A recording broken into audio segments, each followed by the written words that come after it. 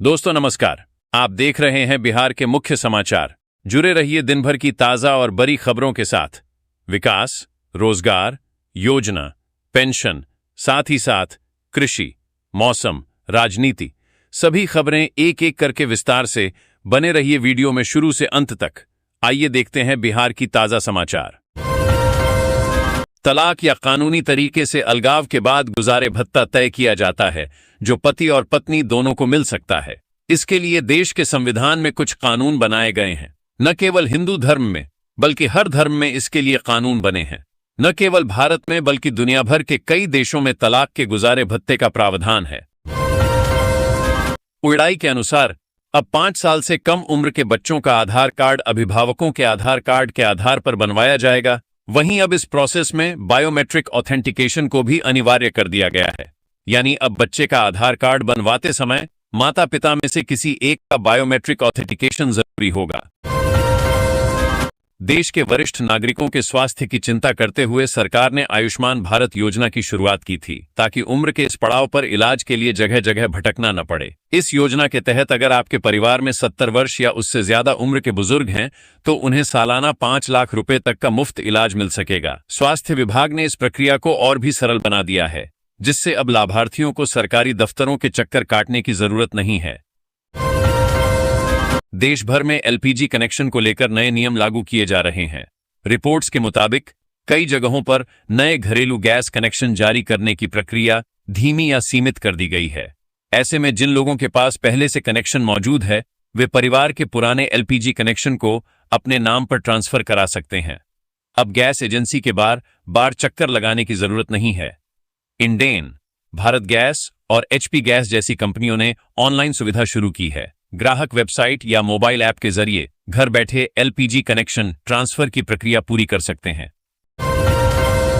CBSE ने 2026-27 सत्र से 9वीं और 10वीं के छात्रों के लिए नया 3 भाषा नियम लागू करने का फैसला किया है। अब छात्रों को 3 भाषाएं पढ़नी होंगी, जिनमें कम से कम 2 भारतीय भाषाएं अनिवार्य रहेंगी। विदेशी भाषाएं सिर्फ तीसरी या एक्स्ट्रा लैंग्वेज के तौर पर ही पढ़ाई जा सकेंगी। नई मैनेजमेंट में भाषाओं को R1, R2 और R3 कैटेगरी में बांटा गया है। R1 छात्र की मेन लैंग्वेज होगी, R2 दूसरी भाषा होगी और R3 तीसरी भाषा होगी। तीनों भाषाएं अलग अलग होंगी और इनमें से 2 भारतीय भाषाएं होना अनिवार्य रहेगा। सीबीएसई का कहना है कि इससे छात्रों की लैंग्वेज कैपेसिटी मजबूत होगी। वैश्विक कच्चे तेल की कीमतों में उछाल के बाद देश में पेट्रोल डीजल के दाम बदल गए हैं। इस समय देश में सबसे महंगा ईंधन आंध्र प्रदेश और तेलंगाना में है, जहां पेट्रोल की कीमत करीब 112 रुपए प्रति लीटर को पार कर गई है। वहीं सबसे सस्ता पेट्रोल अंडमान और निकोबार पोर्ट ब्लेयर में लगभग 82-85 रुपए प्रति लीटर बिक रहा है। राज्यों के मुकाबले कम वैट होने के कारण दिल्ली में ईंधन की कीमतें काफी नियंत्रित हैं। दिल्ली में पेट्रोल 97.77 रुपए और डीजल 90.67 रुपए प्रति लीटर है, जिससे वो देश के प्रमुख महानगरों मुंबई, कोलकाता, चेन्नई में सबसे निचले स्थान पर बना हुआ है। प्रधानमंत्री किसान सम्मान निधि योजना देश के करोड़ों किसानों के लिए एक बड़ी आर्थिक मदद है, लेकिन इस योजना को लेकर अक्सर लोगों के मन में एक बड़ा सवाल रहता है, क्या एक ही परिवार के पिता और पुत्र दोनों को एक साथ इस योजना का लाभ मिल सकता है? अगर आपके मन में भी ये उलझन है, तो ये फोटो गैलरी आपके सारे सवालों के जवाब देगी। आइए जानते हैं क्या कहते हैं सरकारी नियम और कब आएगी अगली किस्त। सरकारी नियमों के मुताबिक पीएम किसान योजना का लाभ प्रति परिवार केवल एक ही पात्र किसान को दिया जाता है। योजना के तहत परिवार का मतलब पति पत्नी और उनके नाबालिग बच्चे हैं, इसलिए सामान्य तौर पर एक ही घर में सबको लाभ नहीं मिलता। अगर पिता और बालिग पुत्र के नाम सरकारी राजस्व रिकॉर्ड में अलग अलग कृषि भूमि दर्ज है, तो दोनों पात्र हो सकते हैं। इसके लिए जरूरी है कि बेटे का अपना अलग परिवार हो और वह योजना की बाकी सभी पात्रता शर्तों को पूरा करता हो। अगर जमीन सिर्फ पिता के नाम है, तो पुत्र को लाभ नहीं मिलेगा। योजना की 22वीं किस्त इसी साल 13 मार्च 2026 को किसानों के खातों में भेजी जा चुकी है। नियम के अनुसार सरकार हर 4 महीने में 2000 रुपए की किस्त देती है। इस हिसाब से 23वीं किस्त जुलाई 2026 के आसपास आ सकती है। हालांकि सरकार ने अभी इसकी आधिकारिक तारीख घोषित नहीं की है। अगर आप चाहते हैं कि आपकी अगली किस्त न रुके, तो तुरंत ये काम निपटा लें। एक केवाईसी अपने पीएम किसान खाते की मोबाइल या बायोमेट्रिक ई केवाईसी जरूर पूरी कराएं। 2 बैंक आधार लिंक, आपका आधार कार्ड बैंक खाते से जुड़ा होना चाहिए और डीबीटी विकल्प चालू होना चाहिए। 3, लैंड सीडिंग, आपकी जमीन का सरकारी रिकॉर्ड से मिलान होना जरूरी है। पेट्रोल और डीजल की कीमतों में 3 रुपये प्रति लीटर बढ़ोतरी के बाद अब रोजमर्रा की कई चीजें महंगी हो सकती हैं। एक्सपर्ट्स का कहना है कि ट्रांसपोर्ट और लॉजिस्टिक्स लागत बढ़ने से दूध, सब्जियां, पैकेट फूड, ऑनलाइन डिलीवरी और घरेलू सामान के दाम पर असर दिख सकता है। भारत में फल और सब्जियों की सप्लाई बड़े पैमाने पर ट्रकों के जरिए होती है। डीजल महंगा होने से माल ढुलाई की लागत बढ़ेगी, जिसका असर सीधे बाजार की कीमतों पर पड़ सकता है। आने वाले दिनों में रसोई का खर्च बढ़ने की आशंका जताई जा रही है। आजकल साइबर ठग व्हाट्सएप के जरिए फर्जी पुलिस समन, डिजिटल अरेस्ट और कोर्ट नोटिस भेजकर लोगों को डरा रहे हैं। जानिए क्या व्हाट्सएप पर आया समन कानूनी रूप से वैलिड होता है, सरकार के नए नियम क्या कहते हैं और खुद को ऑनलाइन फ्रॉड से कैसे सुरक्षित रखें। साइबर अपराधी अब लोगों को डराने के लिए व्हाट्सएप पर पुलिस समन, कोर्ट नोटिस और डिजिटल अरेस्ट जैसे मैसेज भेज रहे हैं। कई लोग इन फर्जी नोटिस को असली समझकर ठगी का शिकार हो जाते हैं। विशेषज्ञों के मुताबिक किसी भी अनजान नंबर से आए कानूनी नोटिस की तुरंत जांच करनी चाहिए। आईएमडी के अनुसार पूर्वी भारत की बात करें तो बिहार, झारखंड, ओडिशा और पश्चिम बंगाल में 22 मई तक गरज चमक के साथ बारिश का दौर जारी रहेगा। बिहार में 16 मई को और झारखंड में 16, 19 और 20 मई को 50 से 70 किलोमीटर प्रति घंटे की रफ्तार से तेज आंधी चलने की संभावना है। वहीं अंडमान और निकोबार द्वीप समूह में भी भारी बारिश का अलर्ट है। रेलवे नियमों के मुताबिक अगर टिकट वेटिंग में है और चार्ट बनने तक कंफर्म नहीं हुई तो यात्री टिकट कैंसिल कर सकता है। ऑनलाइन टिकटों में कई मामलों में रिफंड ऑटोमेटिक मिल जाता है, लेकिन काउंटर टिकट के लिए अलग प्रक्रिया अपनानी पड़ती है। अगर टिकट स्टेशन की विंडो से खरीदी गई है तो यात्री को रेलवे काउंटर पर जाकर टिकट कैंसिल करानी होती है। कुछ मामलों में रेलवे हेल्पलाइन 139 और पीआरएस काउंटर के जरिए भी प्रक्रिया पूरी की जा सकती है। टिकट और पहचान पत्र साथ रखना जरूरी होता है। केंद्र सरकार ने सोने के बाद अब चांदी के कुछ प्रोडक्ट्स और सिल्वर बार के आयात पर भी सख्ती कर दी है। सरकार ने इन्हें फ्री कैटेगरी से हटाकर रिस्ट्रिक्टेड श्रेणी में डाल दिया है। यह फैसला विदेशी मुद्रा भंडार पर दबाव कम करने और बढ़ते आयात को कंट्रोल करने के लिए लिया गया है। सरकार का कहना है कि बढ़ते आयात की वजह से विदेशी मुद्रा भंडार पर दबाव बढ़ रहा था। खासकर तेल कीमतों में तेजी के कारण ट्रेड डेफिसिट चिंता का विषय बना हुआ है। ऐसे में सोना और चांदी जैसे कीमती धातुओं के आयात को कंट्रोल करने के लिए यह कदम उठाया गया है। देश में पिछले 2 महीने से घरेलू commercial cylinder, cooking gas, LPG, PNG connection खूब चर्चा में हैं। जब से ईरान अमेरिका युद्ध शुरू हुआ और होर्मुज स्ट्रेट ब्लॉक हुई, देश में एलपीजी संकट गहराया है। समस्या का समाधान करने के लिए केंद्र सरकार ने एलपीजी कनेक्शन से जुड़े नियम बदले और लोगों को राहत दी। इन्हीं में से एक नियम नो ड्यूल कनेक्शन का भी है, जिसे लेकर नया अपडेट आया है। नए नियमों के अनुसार भारतीयों की रसोई में अब या तो एलपीजी कनेक्शन रहेगा या पीएनजी कनेक्शन रहेगा। अगर आपके पास दोनों कनेक्शन हैं तो एक कनेक्शन सरेंडर करना पड़ेगा। अगर ऐसा नहीं किया तो एक कनेक्शन ऑटोमेटिकल 30 जून तक सस्पेंड हो जाएगा, यानी 1 जुलाई से वो कनेक्शन काम ही नहीं करेगा। इससे बेहतर है कि समय रहते एक गैस कनेक्शन सरेंडर कर दें, अन्यथा परेशानी होगी। मई के महीने में बिहार का मौसम लगातार बदल रहा है। कहीं सूरज आग उगल रहा है तो कहीं बादलों की फौज तबाही का पैगाम लेकर मंडरा रही है। राज्य के अलग अलग जिलों में मौसम का यह खतरनाक खेल लोगों को हैरत में डाल रहा है। एक तरफ पटना, भागलपुर और मुजफ्फरपुर में उमस और गर्मी लोगों का दम निकाल रही है, तो दूसरी तरफ उत्तर बिहार और सीमांचल के जिलों में तेज बारिश, मेघ गर्जन और वज्रपात का खतरा मंडरा रहा। राजधानी पटना में गर्मी ने अपना शिकंजा कसना शुरू कर दिया है। 17 और 18 मई को अधिकतम तापमान 41 डिग्री सेल्सियस तक पहुंचने का अनुमान है। उमस ऐसी कि लोग रात भर पसीने में उबलते रहे। भागलपुर का हाल भी कुछ ऐसा ही है, जहां सुहाना मौसम अब बीती बात बन चुका है। बिहार में शनिवार की देर रात सत्ता के गलियारों से ऐसा फरमान निकला जिसने पूरे खाकी महकमे में हलचल मचा दी। सरकार ने एक ही झटके में बिहार पुलिस सेवा के 54 डीएसपी स्तर के अफसरों का तबादला कर दिया। इस बड़े ऑपरेशन में ईओयू, साइबर सेल, ट्रैफिक, मद्य निषेध और सीआईडी जैसी संवेदनशील यूनिटों में नए चेहरों की एंट्री कराई गई है। सूत्रों के मुताबिक ये फेरबदल सिर्फ रूटीन तबादला नहीं, बल्कि सरकार का बड़ा सिस्टम क्लीन अप मिशन माना जा रहा है। कई जिलों में लंबे समय से जमे अफसरों को हटाकर नई जिम्मेदारी दी गई है, ताकि प्रशासनिक पकड़ और मजबूत हो सके। बिहार में जमीन और राजस्व महकमे के गलियारों में एक बार फिर बड़ा खेल देखने को मिला है। सरकार ने प्रशासनिक सिस्टम को नया रंग देते हुए 18 अधिकारियों को अनुमोदित राजस्व पदाधिकारी के तौर पर नई जिम्मेदारी सौंप दी है। सामान्य प्रशासन विभाग की ओर से जारी अधिसूचना के बाद राजस्व विभाग में हलचल तेज हो गई है। 16 मई 2026 को जारी अधिसूचना संख्या 12 पद 3032025878 के मुताबिक बिहार राज्य सेवा के इन अधिकारियों को समूह अनुमोदन के तहत नई पोस्टिंग दी गई है। अब तक ये अधिकारी अलग अलग जिलों में अपर जिला भू अर्जन पदाधिकारी के पद पर तैनात थे, लेकिन सरकार ने इन्हें अब राजस्व और भूमि सुधार के मोर्चे पर उतार दिया है। इश्क का ऐसा हाई वोल्टेज शो चला कि गांव वाले भी मुफ्त का तमाशा देखने जुट गए। मामला किसी फिल्मी सीन से कम नहीं था। प्रेमिका की शादी तय क्या हुई? आशिक मिजाज युवक सीधे BSNL टावर पर चढ़ बैठा, मानो मोहब्बत का सिग्नल वहीं से पकड़कर किस्मत बदल देगा। घटना वैशाली के लालगंज थाना क्षेत्र के जैतीपुर गांव और बिजली ऑफिस परिसर की बताई जा रही है।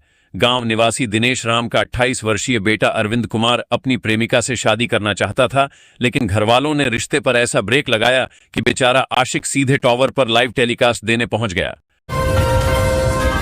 भागलपुर और नवगछिया के लाखों लोगों के लिए आखिरकार राहत की किरण दिखाई देने लगी है। विक्रमशिला सेतु के क्षतिग्रस्त होने के बाद जो हालात पैदा हो गए थे, उससे आम जनजीवन पूरी तरह प्रभावित हो गया था। लेकिन अब प्रशासन ने हालात को पटरी पर लाने के लिए बड़ा कदम उठाते हुए अस्थायी बेली ब्रिज निर्माण का काम शुरू कर दिया है। शुक्रवार को पूरे धार्मिक और आध्यात्मिक माहौल में इस महत्वपूर्ण निर्माण कार्य का विधिवत शुभारंभ किया गया। निर्माण स्थल पर वैदिक मंत्रोच्चार, पूजा अर्चना और शंखनाद के बीच पुल निर्माण का श्री गणेश हुआ। पंडितों ने विशेष पूजा कर निर्माण कार्य की सफलता और लोगों की सुरक्षा की कामना की। नालंदा जिले के ऐतिहासिक और आध्यात्मिक नगरी राजगीर में आज से आस्था, अध्यात्म और सनातन परंपरा का विराट संगम शुरू हो गया है। मुख्यमंत्री सम्राट चौधरी वैदिक मंत्रोच्चार, शंखध्वनि और ध्वजारोहण के बीच भव्य मलमास मेले का उद्घाटन किया। ब्रह्मकुंड परिसर में पूजा अर्चना के साथ मेले का शुभारंभ हुआ, जिसके बाद मुख्य कार्यक्रम सभा भवन में आयोजित किया गया। इस मौके पर पंडा समिति की ओर से मुख्यमंत्री का नागरिक अभिनंदन भी किया गया। राजगीर का यह ऐतिहासिक मेला अगले 1 महीने यानी 15 जून तक चलेगा, जिसमें देश विदेश से करोड़ों श्रद्धालुओं के पहुंचने की संभावना है। पिछले आयोजन में करीब 2 करोड़ श्रद्धालुओं ने आस्था की डुबकी लगाई थी, जबकि इस बार यह संख्या 2 करोड़ से अधिक होने का अनुमान है। बिहार में नवंबर-दिसंबर में होने वाले त्रिस्तरीय पंचायत चुनाव को लेकर सियासी सरगर्मी तेज हो गई है। राज्य निर्वाचन आयोग ने हर निर्वाचन क्षेत्र की जनसंख्या का प्रारूप प्रकाशन कर दिया है, जिसके बाद गांव की सत्ता की लड़ाई अब नए मोड़ पर पहुंचती दिख रही है। पंचायतों की नई तस्वीर सामने आते ही कई इलाकों में दावे और एतराजों की बाढ़ आ गई है। अब तक करीब 550 दावा आपत्तियां आयोग के पास पहुंच चुकी हैं। आयोग ने साफ कर दिया है कि आम अवाम, मतदाता और संबंधित पक्ष 18 मई तक ऑफलाइन या ऑनलाइन माध्यम से अपनी आपत्ति या दावा दर्ज करा सकते हैं। यही वजह है कि पंचायत राजनीति में हलचल बढ़ गई है। कहीं वार्ड के परिसीमन पर सवाल उठ रहे हैं, तो कहीं जनसंख्या के आंकड़ों को लेकर लोगों में नाराजगी दिखाई दे रही है। पटना की धरती पर एक ऐसा अनोखा बैंक चल रहा है जिसे सुनकर बड़े बड़े बैंकिंग विशेषज्ञ भी हैरान रह जाते हैं। यहां न कोई सख्त मैनेजर, न भारी भरकम अधिकारी, बल्कि पूरा सिस्टम बच्चों के हाथों में है। यह है किलकारी बाल भवन में संचालित गुल्लक बच्चा बैंक, जो बचत की आदत को एक नई सोच और संस्कार के रूप में बच्चों के दिलों में उतार रहा है। इस बैंक में फिलहाल 659 सक्रिय खाते चल रहे हैं और कुल जमा राशि करीब 9 लाख रुपए तक पहुंच चुकी है। दिलचस्प बात यह है कि यहां किलकारी में प्रशिक्षण लेने वाले बच्चे ही ग्राहक बनते हैं, यानी ग्राहक भी मासूम और बैंकिंग सिस्टम भी मासूम हाथों में। नवादा की शांत मानी जाने वाली धरती उस वक्त गोलियों की आवाज से कांप उठी जब बालू माफियाओं ने सरकारी सिस्टम को खुली चुनौती दे दी। हिसुआ थाना क्षेत्र के लटावर गांव के पास धाधर नदी किनारे अवैध खनन पर कार्रवाई करने पहुंची खनन विभाग की टीम पर माफियाओं ने जानलेवा हमला कर दिया। यह कोई साधारण झड़प नहीं थी, बल्कि खुलेआम सत्ता और कानून को ललकारने वाला गुंडा राज का नंगा नाच था। सूत्रों के मुताबिक टीम को सूचना मिली थी कि नदी किनारे 3 ट्रैक्टरों से अवैध बालू का कारोबार चल रहा है। जैसे ही अधिकारी मौके पर पहुंचे और ट्रैक्टरों को रोकने की कोशिश की, वैसे ही माफिया बौखला उठे। बिना किसी डर के एक राउंड गोली चला दी गई, जो सीधे सरकारी टीम को निशाना बनाकर दागी गई थी। मुजफ्फरपुर का नरौली बाल गृह इन दिनों एक गहरी पहेली और प्रशासनिक लापरवाही के गंभीर सवालों के घेरे में है। जिस फरारी कांड ने पूरे सिस्टम को हिला दिया था, उसे अब 7 दिन बीत चुके हैं, लेकिन 10 में से 4 बच्चों का अब तक कोई सुराग नहीं मिल पाया है। ये मामला अब सिर्फ फरारी नहीं बल्कि रहस्य और चिंता दोनों का बड़ा विषय बन चुका है। घटना बीते रविवार की रात की है, जब बालगृह की खिड़की तोड़कर और मेन ग्रिल फांदकर एक साथ 10 बच्चे फरार हो गए थे। जैसे ही मामला सामने आया, पुलिस प्रशासन में हड़कंप मच गया। वरीय पुलिस अधीक्षक के निर्देश पर विशेष टीम बनाई गई और ताबड़तोड़ कार्रवाई शुरू हुई। दरभंगा हवाई अड्डे से बिहार की प्रसिद्ध और दुनिया भर में अपनी मिठास के लिए मशहूर शाही लीची ने अब आसमान की उड़ान भर ली है। ये सिर्फ एक खेप का परिवहन नहीं, बल्कि बिहार की कृषि अर्थव्यवस्था और किसानों के भविष्य को नई दिशा देने वाला ऐतिहासिक कदम माना जा रहा है। मुजफ्फरपुर से जीआई टैग प्राप्त शाही लीची की पहली 200 किलोग्राम की नमूना खेप स्पाइस जेट एयरलाइंस के माध्यम से अहमदाबाद के लिए रवाना की गई। इस पहल ने न सिर्फ स्थानीय किसानों में उत्साह भर दिया है, बल्कि पूरे उत्तर बिहार के बागवानी सेक्टर को राष्ट्रीय बाजार से जोड़ने का मजबूत संकेत भी दिया है। बिहार के लिए यह गर्व का क्षण है जब 6 बिहार बटालियन एनसीसी के होनहार कैडेट अभिषेक कुमार ने अरुणाचल प्रदेश की 6400 मीटर ऊंची गोरीचेन ग्लेशियर चोटी को सफलतापूर्वक फतह कर लिया। बर्फ से ढकी यह कठिन और दुर्गम चोटी केवल साहस और मजबूत इच्छा शक्ति वाले पर्वतारोहियों के लिए ही संभव मानी जाती है, लेकिन अभिषेक ने अपने जज्बे से इसे हकीकत में बदल दिया। यह उपलब्धि केवल एक व्यक्तिगत सफलता नहीं, बल्कि पूरे बिहार और एनसीसी परिवार और गयाजी के लिए सम्मान की बात है।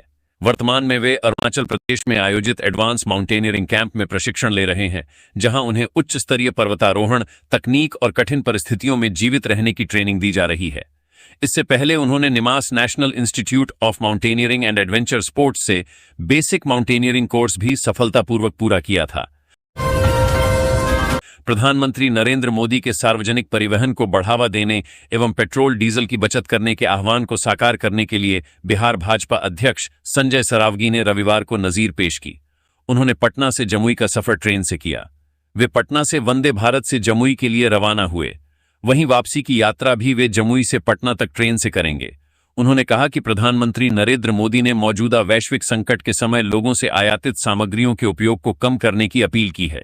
सोना नहीं खरीदना, पेट्रोल डीजल का कम उपयोग, सार्वजनिक वाहनों का इस्तेमाल आदि प्रमुख है।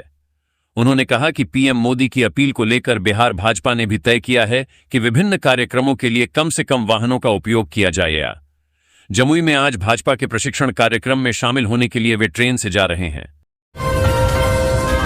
राजगीर की पावन धरती एक बार फिर सनातन आस्था के महासागर में डूब गई है, जहां ब्रह्मकुंड परिसर में वैदिक मंत्रों की गूंज, शंखनाद और हर हर महादेव के जयघोष ने पूरे वातावरण को आध्यात्मिक ऊर्जा से भर दिया।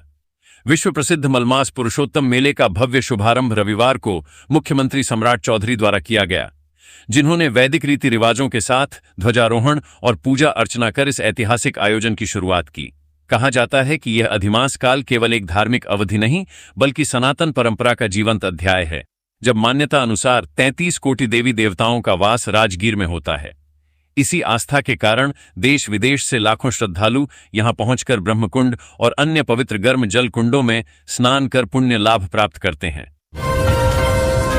बिहार और पूर्वी उत्तर प्रदेश के लाखों लोगों का बरसों पुराना खरवाब अब हकीकत की पटरी पर उतरता दिखाई दे रहा है। बहुप्रतीक्षित आरा बलिया रेल लाइन परियोजना को लेकर रेलवे ने तैयारियां तेज कर दी हैं। Final location survey, drone mapping और डीपीआर तैयार कर रेलवे मंत्रालय को सौंप दी गई है। अब जल्द ही टेंडर प्रक्रिया शुरू होने की उम्मीद जताई जा रही है। करीब 2300 करोड़ रुपए की इस महत्वाकांक्षी परियोजना से भोजपुर, बक्सर, सारण और बलिया समेत दियारा क्षेत्र के लाखों लोगों को सीधा फायदा मिलेगा। बिहार को अडानी समूह के प्रमुख गौतम अडानी ने रविवार को बड़ा तोहफा दिया है। सारण जिले के मस्तीचक में आज स्वास्थ्य सेवा के क्षेत्र में एक महत्वाकांक्षी परियोजना की शुरुआत हुई, जहां गौतम अडानी ने अखंड ज्योति आई हॉस्पिटल और अडानी ग्रुप के सहयोग से नई नेत्र चिकित्सा परियोजनाओं का भूमि पूजन किया। इस पहल के जरिए बिहार में विश्वस्तरीय नेत्र चिकित्सा नेटवर्क विकसित करने की दिशा में बड़ा कदम उठाया गया है। कार्यक्रम के दौरान बताया गया कि अखंड ज्योति आई हॉस्पिटल में अत्याधुनिक सेंटर फॉर आई डिजीज और advance training centre for ophthalmology medical education विकसित किया जाएगा। करीब 150 करोड़ रुपए की लागत से बनने वाली इस परियोजना का उद्देश्य बिहार को नेत्र चिकित्सा के क्षेत्र में देश का अग्रणी केंद्र बनाना है। आए दिन हो रही दर्दनाक दुर्घटनाओं में कई लोगों की जान जाने के बाद अब जिले के वरीय पुलिस अधीक्षक खुद मैदान में उतर गए हैं। मुजफ्फरपुर में लगातार हो रहे सड़क हादसों ने लोगों की चिंता बढ़ा दी है। आए दिन हो रही दर्दनाक दुर्घटनाओं में कई लोगों की जान जाने के बाद अब जिले के वरीय पुलिस अधीक्षक खुद मैदान में उतर गए हैं। कांतेश कुमार मिश्रा अब अलग अलग स्कूलों, चौक चौराहों और सार्वजनिक जगहों पर पहुंचकर लोगों और बच्चों को सड़क सुरक्षा के प्रति जागरूक कर रहे हैं। भारतीय क्रिकेट टीम के स्टार विकेटकीपर बल्लेबाज ईशान किशन अब पूर्व कप्तान महेंद्र सिंह धोनी के पड़ोसी बनने जा रहे हैं। झारखंड की राजधानी रांची में ईशान किशन के नए लग्जरी आवासीय प्रोजेक्ट की तैयारी तेज हो गई है। रांची क्षेत्रीय विकास प्राधिकरण RRDA ने उनके बहुमंजिला भवन के नक्शे को मंजूरी दे दी है। खास बात यह है कि यह प्रोजेक्ट धोनी के घर से महज करीब 300 मीटर की दूरी पर बनाया जाएगा, यानी अब बिहार के ईशान किशन का ठिकाना रांची हो जाएगा। मिथिलांचल के लाखों रेल यात्रियों के लिए बड़ी खुशखबरी सामने आई है। समस्तीपुर दरभंगा रेलखंड के दोहरीकरण परियोजना के तहत नवनिर्मित रामभद्रपुर थलवारा रेलखंड का गुरुवार को सफल निरीक्षण और स्पीड ट्रायल पूरा कर लिया गया। संरक्षा आयुक्त रेलवे पूर्वी परिमंडल कोलकाता गुरु प्रकाश और DRM ज्योति प्रकाश मिश्रा ने संयुक्त रूप से पूरे रेलखंड का जायजा लिया। इसके बाद विशेष ट्रेन को 120 किलोमीटर प्रति घंटा की रफ्तार से दौड़ाकर सफल स्पीड ट्रायल किया गया। बिहार के पूर्व मुख्यमंत्री और जदयू के राष्ट्रीय अध्यक्ष नीतीश कुमार की राजनीतिक और विकासात्मक उपलब्धियों को सीमा बल SSB की 45वीं वाहिनी बीरपुर के वाहिनी चिकित्सालय में एक विशेष स्वास्थ्य पहल की गई।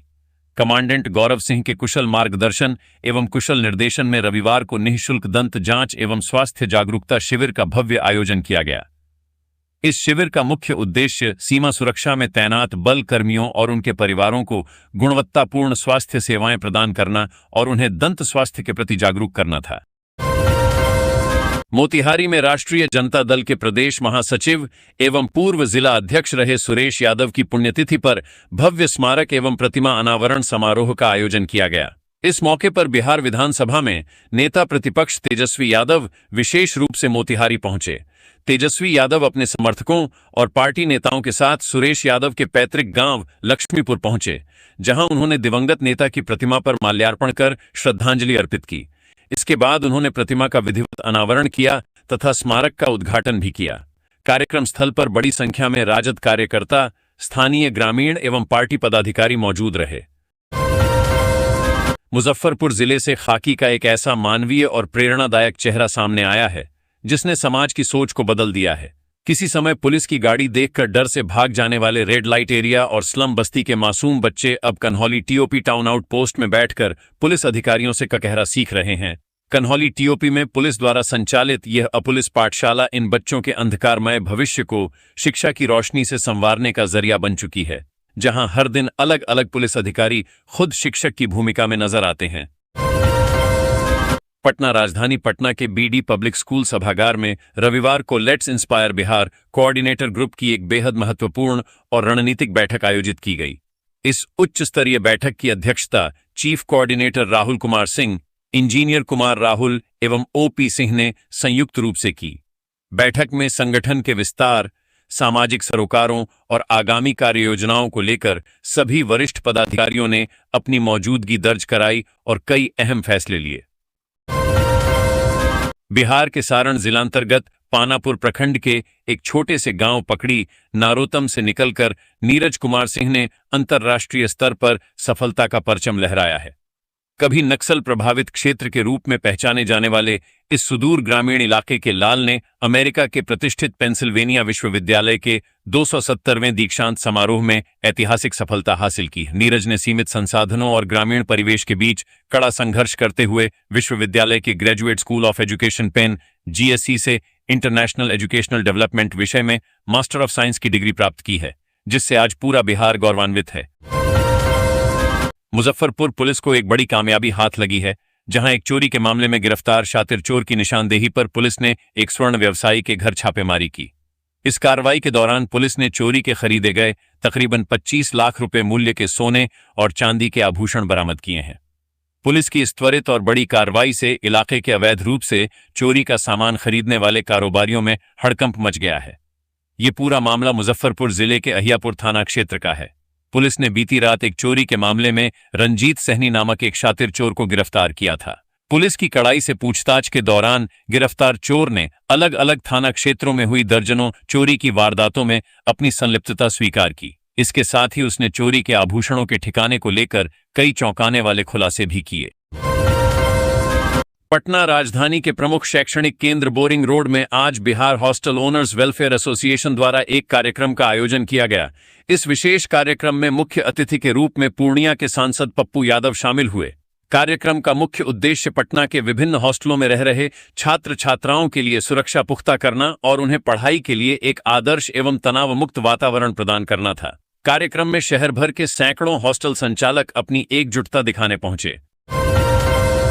पटना में अब देश विदेश की नामी कंपनियां अपने शोरूम स्थापित कर रही हैं। इसी कड़ी में राजधानी पटना के डाक बंगला चौराहा स्थित मेंस एंड लेडीज फुटवियर और एक्सेसरीज ब्रांड INC.5 के नए शोरूम का भव्य शुभारंभ पटना की मेयर सीता साहू द्वारा रिबन काट कर किया गया। इस मौके पर मुंबई से आए कंपनी के ऑपरेशन हेड समीर खान और regional marketing head Kunal Sao ने बताया कि मुंबई में एक छोटे से 90 स्क्वायर फीट के बुटीक से शुरू हुआ सफर आज भारत के प्रमुख मेंस एंड लेडीज फुटवियर और एक्सेसरीज ब्रांड्स में शामिल हो चुका है। सुपौल उत्तर बिहार के शोक कहे जाने वाले कोसी क्षेत्र में मानसून की आहट और 1 जून से शुरू होने वाली बाढ़ अवधि को देखते हुए सरकारी मशीनरी पूरी तरह से एक्शन मोड में आ गई है। आसन्न बाढ़ के खतरे से निपटने और सुरक्षा इंतजामों को पुख्ता करने के लिए भारत और नेपाल के जल संसाधन विभाग के उच्चाधिकारियों ने एक संयुक्त मोर्चा संभाला है। दोनों देशों की तकनीकी टीम ने कोसी तटबंधों, बराज और अत्यधिक कटाव प्रभावित संवेदनशील इलाकों का मैराथन निरीक्षण कर सुरक्षा तैयारियों का जमीनी आकलन किया। मुंगेर केंद्रीय मंत्री सह मुंगेर सांसद राजीव रंजन सिंह उर्फ ललन सिंह अपने 2 दिवसीय दौरे पर मुंगेर पहुंचे। दौरे के दूसरे दिन आज जिला परिषद सभागार में उन्होंने जिले में चल रही विकास परियोजनाओं और जन उपयोगी योजनाओं की समीक्षा बैठक की। बैठक में मुंगेर विधायक कुमार प्रणय, जमालपुर विधायक नचिकेता मंडल समेत जिला प्रशासन के कई अधिकारी मौजूद रहे। बैठक की शुरुआत में जिलाधिकारी निखिल धनराज ने विभिन्न योजनाओं की प्रगति रिपोर्ट प्रस्तुत की। समीक्षा बैठक के दौरान केंद्रीय मंत्री ललन सिंह ने जिले में चल रही योजनाओं का विभागवार जायजा लिया। उन्होंने कहा कि कई विभागों ने अपने लक्ष्य का 100% हासिल किया है, जबकि कुछ विभागों की प्रगति धीमी है। ऐसे विभागों को समय सीमा के भीतर कार्य पूरा करने का निर्देश दिया गया है। बैठक में सबसे अहम मुद्दा मुंगेर में जलापूर्ति संकट का रहा। कटिहार नगर थाना क्षेत्र के महंत नगर में प्रशासन ने अब तक की सबसे बड़ी अतिक्रमण हटाओ कार्रवाई को अंजाम दिया है। सुप्रीम कोर्ट के कड़े आदेश के बाद प्रशासनिक अमला पूरे दलबल के साथ मौके पर पहुंचा। वर्षों से इस जमीन पर बसे लोगों के आशियाने देखते ही देखते मलबे के ढेर में तब्दील हो गए। कोर्ट के फैसले को लागू करने के लिए प्रशासन ने इस पूरे इलाके में बड़े पैमाने पर बुलडोजर अभियान चलाया। इस कार्रवाई को अमली जामा पहनाने के लिए प्रशासनिक टीम करीब 10 बड़े बुलडोजरों और भारी संख्या में पुलिस बल के साथ महंत नगर पहुंची। टीम ने त्वरित कार्रवाई करते हुए विवादित 8 एकड़ 56 डिसमिल जमीन को पूरी तरह से खाली करा लिया। बताया जा रहा है कि इस जमीन को लेकर लंबे समय से कानूनी लड़ाई चल रही थी, जिसमें आखिरकार सुप्रीम कोर्ट ने अपना फैसला सुनाया। भागलपुर विक्रमशिला सेतु का एक हिस्सा ध्वस्त होने के कारण नवगछिया और भागलपुर के बीच गंभीर यातायात संकट पैदा हो गया है। पुल पर आवागमन ठप होने से दोनों तरफ वाहनों और यात्रियों की लंबी कतारें लग गई हैं। इस आपात स्थिति के बीच पूर्णिया के सांसद पप्पू यादव ने आम जनता को बड़ी राहत देने के लिए एक महत्वपूर्ण पहल की है। उन्होंने स्थिति की गंभीरता को देखते हुए प्रभावित क्षेत्र के लोगों के लिए एक विशेष परिवहन सेवा शुरू करने का निर्णय लिया। मुख्यमंत्री सम्राट चौधरी ने रविवार को नालंदा जिले के राजगीर में राजगीर जू सफारी एवं नेचर सफारी का भ्रमण किया। जू सफारी के विभिन्न भागों का जायजा लिया। नियंत्रण कक्ष में जाकर जू सफारी की विभिन्न गतिविधियों का अवलोकन किया। मुख्यमंत्री व्याख्या केंद्र गए, जहां पुराने वन्य जीव प्रजातियों की प्रदर्शनी को देखा। मुख्यमंत्री ने 180 डिग्री थिएटर में वाइल्ड कॉल एनिमेशन फिल्म देखा, जिसमें विभिन्न वन्य जीवों के कार्यकलापों, रहन सहन एवं उनकी दुनिया को दिखाया गया है। यह फिल्म एक शेर और बाघ के शावकों की यात्रा के माध्यम से भारत की समृद्ध जैव विविधता और जलवायु परिवर्तन जैसे विषयों को उजागर करती है।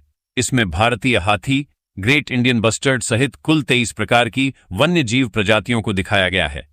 राजगीर जू सफारी के animated film the wild call को बेस्ट एनिमेशन का 16वें दादा साहेब फाल्के फिल्म फेस्टिवल का सर्टिफिकेट ऑफ एक्सीलेंस मिला, जिसे मुख्यमंत्री को सौंपा गया। जय हिंद, जय भारत, वंदे मातरम।